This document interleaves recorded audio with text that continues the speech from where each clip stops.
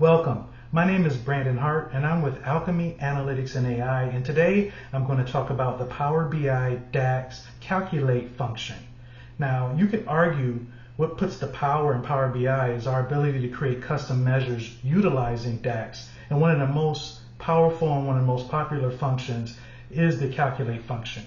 But I'll share with you, when I started my journey learning DAX, it was after I already mastered Excel, mastered SQL, mastered Python, so I thought picking up DAX was going to be pretty easy. Well, I struggled. And a lot was because I was missing some very foundational concepts that I'm going to show you through a very simple exercise. So please, grab your laptop and let's go through this simple exercise, and I hope that it helps you understand how you can utilize Calculate to create very dynamic, very reliable, and very useful reports for your end users, and it helps you to master DAX. All right, as soon as you open up Power BI, you should see this page here, and there's actually a Learn with Sample Data. Let's select that, and then we're going to go ahead and experiment on our own and load the sample data. Press that button. Let's select Financials here, and just click Load. All right, cool. So first, I'm just going to show you a few things that I like to look at when I first load data. So all data available to you should be in this data panel here. And we see that we have a data set called Financials. You can open up that caret and you can see all the fields that are available to you. You may notice these Sigma symbols. So what that means is that Power BI has default aggregation set on these fields. And you can see that aggregation by selecting the field, and then on your top ribbon in the middle under properties, you can see your default summarization. And this particular field is set as sum, and you can obviously change these here. I'd also like to call your attention to this filters pane. We will be looking at this a lot, and this is where we can put filters on either the visual, the page itself, or on all pages. And then I'd like to call your attention to the ribbon over here. And there's a few different views that we will be looking at a lot. One is the model view, and the other is the table view. And I'm going to select this now because if you're like me and you are coming from an Excel background, this view is going to give you a lot of comfort because it allows you to see the data as is, and it will also allow you to filter so that you can see subsets of the data and you can test your calculations. Um, and then finally, here, the report view takes you back to that first view that we had where your report canvas report page will be displayed. Okay, let's do a quick default summary or aggregation to illustrate a foundational concept. Let's simply come over here under the financials data set, and we will select the COGS field. COGS stands for cost of goods sold. So I'm just going to select that. And what we see happening is that it creates a default visual. Let's go ahead and change that to the standard card visual. And you can do that by, while this is still selected, you can simply come over to your visualizations pane and select the card visual. And we see it's showing that number of 101.83 million. Well, what that number is the sum of all of your cost of goods sold. So going back over here to our table view, and we find cost of goods sold, we would expect that number to be all of this, all of these values for this total column. Why is that? Well, because as it stands right now, we do not have any filters on this visual itself. We don't have any filters on this page. We don't have filters on all pages. And we don't have a interaction with another visual on this page. And I'll give you an example of that in a moment. And it just so happens that this card visual also does not have any other dimensions to consider while showing that value. So we know for all of those reasons, that is why that is showing everything. But let's change that. Let's add some filters on this visual so that we can note the behavior. Um, let's go over here. Let's go with country. And what I'm going to do is actually add country onto filters on this page, meaning that whatever I select here should filter all visuals that are on this page. Right now we have one, but we're gonna put some more. Um, we can select Canada, and now we see the cost of goods sold. Sum of cost of goods sold is now 21.36 million. 0.36 million to be going back to the data tab. We go over here to the filter on the data tab, and it should be the sum of all of these values right here. Now let's do something else. Let's add on another visual, and let's choose segment. So first I'm going to make sure I click on the report page. We'll click segment, and the default visual is a table, and I'm okay with this. Now I want to show you something I mentioned before called interactions. So each visual can interact with each other, and that interaction can cause a visual to have a further filter. So, for example, if I was to go here on channel partners and then just simply press that, we see the number changes to 132.19.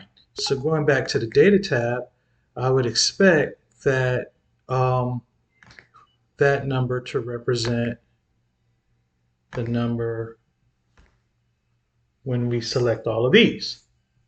It would be these right here.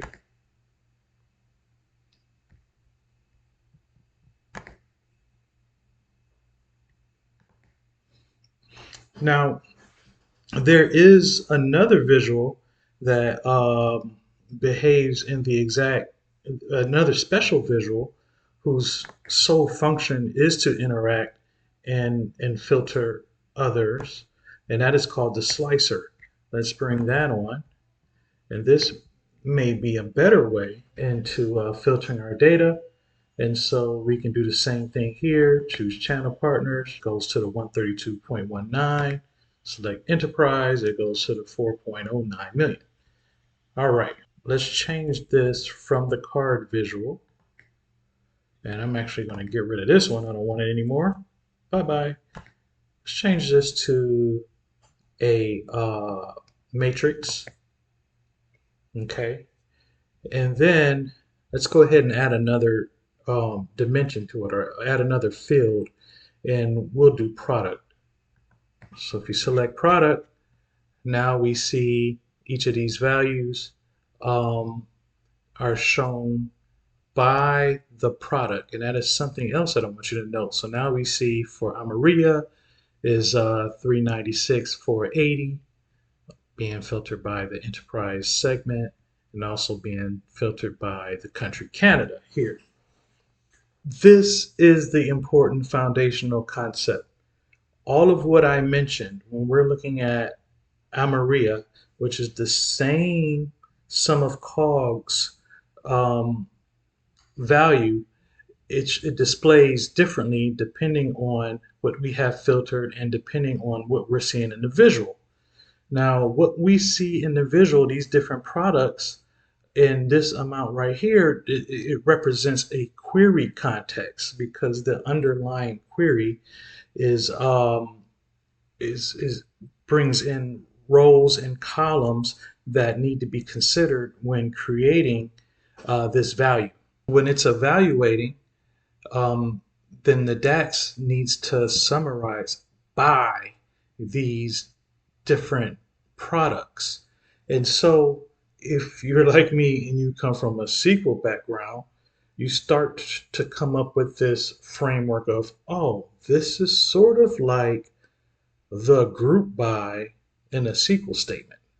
Now, when we are looking at how the data is being filtered. And once again, in the example of SQL, in the where clause, that would be your filter context. So enterprise is part of the filter context. Canada is part of this filter context. Um, and then there's one more context, and it is called the row context. And what that is applying to is, let's go back to the table view, is the context of this specific row. All right, so that is a huge concept when in DAX and its context, and especially DAX and Power BI, which enables you to create very dynamic reports. Now, what if we want to modify that context? Whenever you want to change what is done by default, think calculate function. I know I spend a lot of time in this video explaining the different contexts within Power BI. And the reason is because it is so critical for understanding what Calculate does. And Microsoft has great documentation, but I can recall the first time I read this one, and it says evaluates an expression in a modified filter context. I mean, it drew a blank with me, and it was almost as if I lacked the context to understand that. So, at any rate, now I've perfectly explained for you this concept within Power BI. Now it should make sense. And we're going to run through several different calculate formulas. And the syntax is really simple. You have your expression, comma, followed by multiple filters, uh, your desired amount of filters separated by commas. Your filters can be Boolean expressions, or they can be these things called modifier functions. And so there's several modifier functions that I'll walk through in this video until I think it's pretty clear of how they work and how you can utilize them. All right, so I'm gonna do a couple of things here. I'm gonna remove this filter on country. And I think what I'm going to do instead is put country on top as a slicer. So I'll go over here to our slicer. So I'll make sure nothing is selected first, and then I'll go over to the while nothing is selected, I'll go over to the slicer, and then a new one will show. I'm going to go ahead and click in country, and one other thing I'm going to do is just a quick little bit of modification. What I want to do instead of the vertical list is that I like to get some tiles, and I'm going to shorten this up and stretch it out so that it becomes just a list, a horizontal list. Bring this up to the top. All right.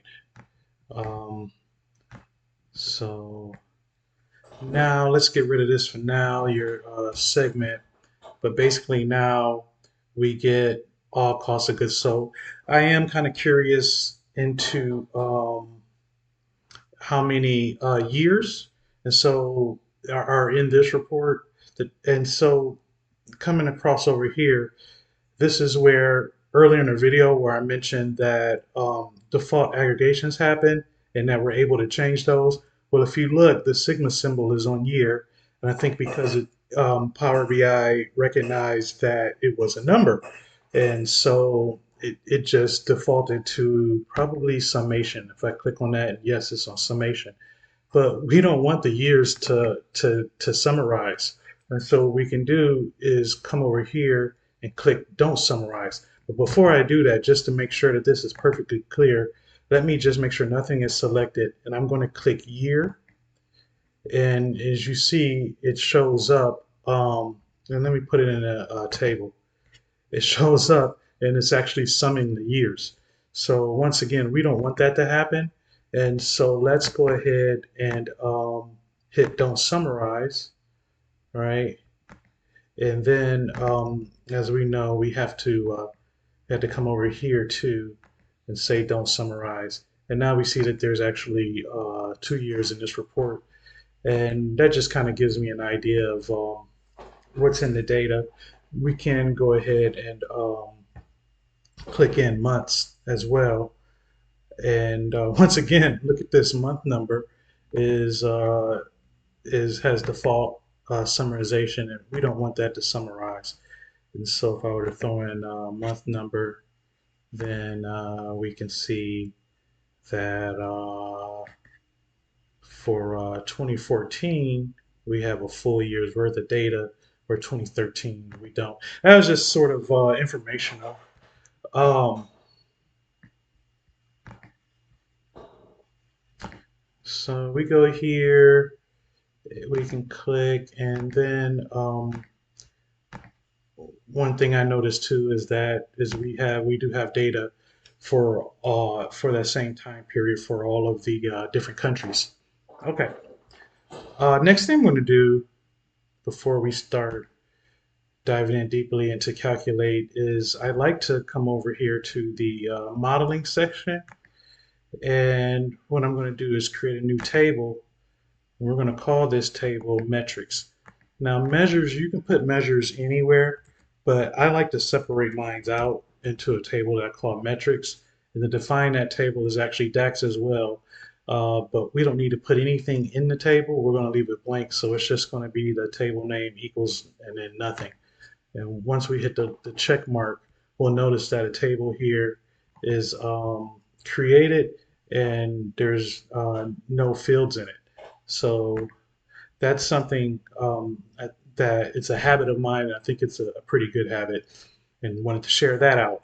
So let's begin creating measures. So the first one I'm going to do is we can use a default summarization, but often I like to go ahead and just define the measure that I want. So like for example, for cost of goods sold, let me just go ahead and create a sum of cost of goods sold. I'm just going to call it total total COGS, right? And then all I'm going to do is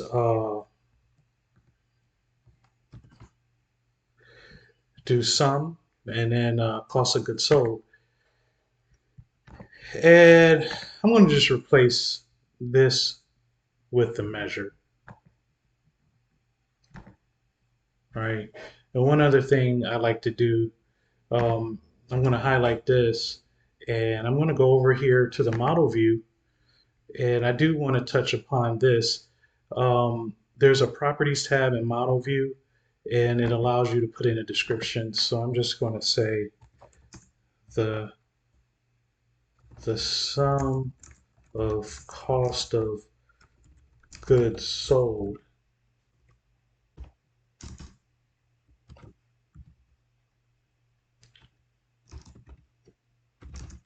be within the context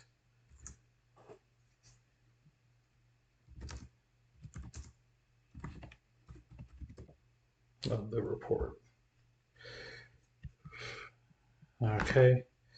Um, I don't have my Copilot enabled, but it looks like there's an option to create that description, and I am somebody that struggles with descriptions a lot, and I may enable this in the near future. But the point is, when you start building a lot of measures, it's easy to forget what the intent of those measures are, especially when you're changing context and things like that. So it's really good to describe them here. And then later, when we talk about using AI and being able to ask questions about your data using natural language, and it's going to use that semantic model, this type of metadata will help make sure that the results are intended. One thing that you'll notice now, because I gave that definition, when I hover over the measure, it shows it right there. So it's really easy also for whoever is writing a report with this data model to understand what these different measures are doing. All right, so we know now that this, like for this number right here, is the total cost of goods sold, and it is under the context of what is under the context of there's no page filters here, but it is under the context of Canada, and this particular row is under the context of the product Amaria. Okay, now um, what if we wanted to create a cost of goods sold, and it is just for the entire data set? Let's do that. We'll come over here, say new measure.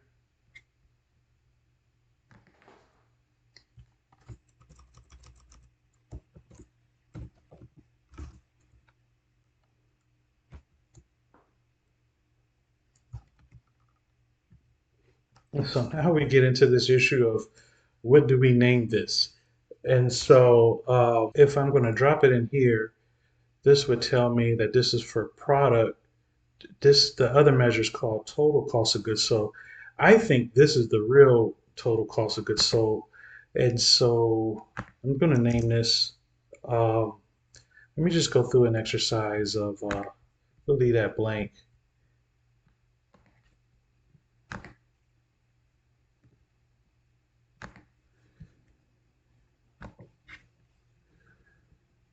And what if we just call this cost of goods sold subtotal?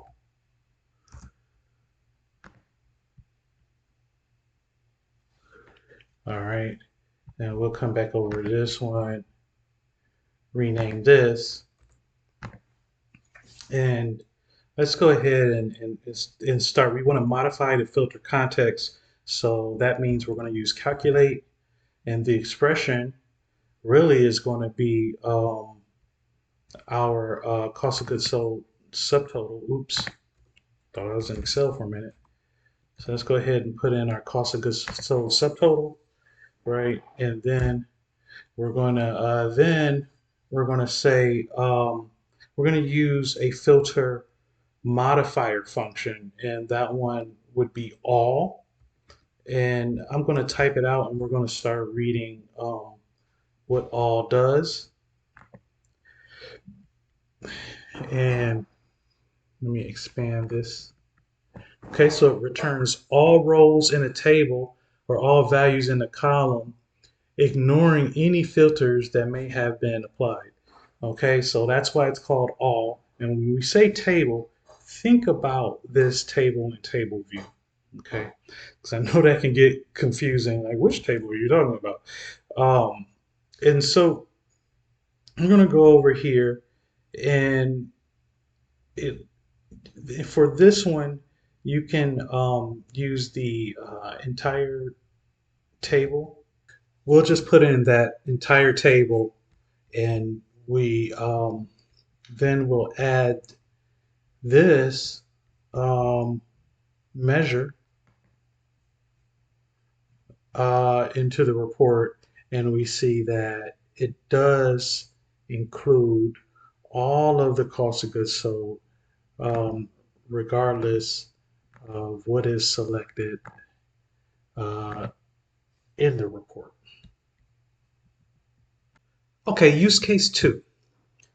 Let's say I want this number to come across all the rows. So what is this number? Basically, it is the sum of all the costs of goods sold um, across all of these different products. And that is regardless of what is selected in the country and what is selected in year or month or anything else that I would put on this report. Across all products. Okay. Now that would be calculate, and then let's use our cost of goods sold subtotal. And let's come over here and use something called the all selected. And I'll select the all selected, read this, returns all the rows in the table or all the values in the column, ignoring any filters that may have been applied inside the query, but keeping the filters that come from the outside. So that's what I want. No matter what is selected on the outside here, or basically in your filter context, um, what I wanted to do is I'm going to give this specific column and say, do not consider this context because I want this number. And so essentially this all selected allows us to put in either a table or a column. We're going to go for column, and we're going to look at the product column because that's the one that we wanted to not consider. Let me click the check mark. And just real quickly, I'll put that number here. Okay, and it looks like it's doing what it's supposed to do. Let's check it. We move to France. All these numbers are the same as this number. United States, it's the same. Let's filter on a year and a month. And yes, it's working. It is always showing the amount across all products as intended. Over here, let's just say it.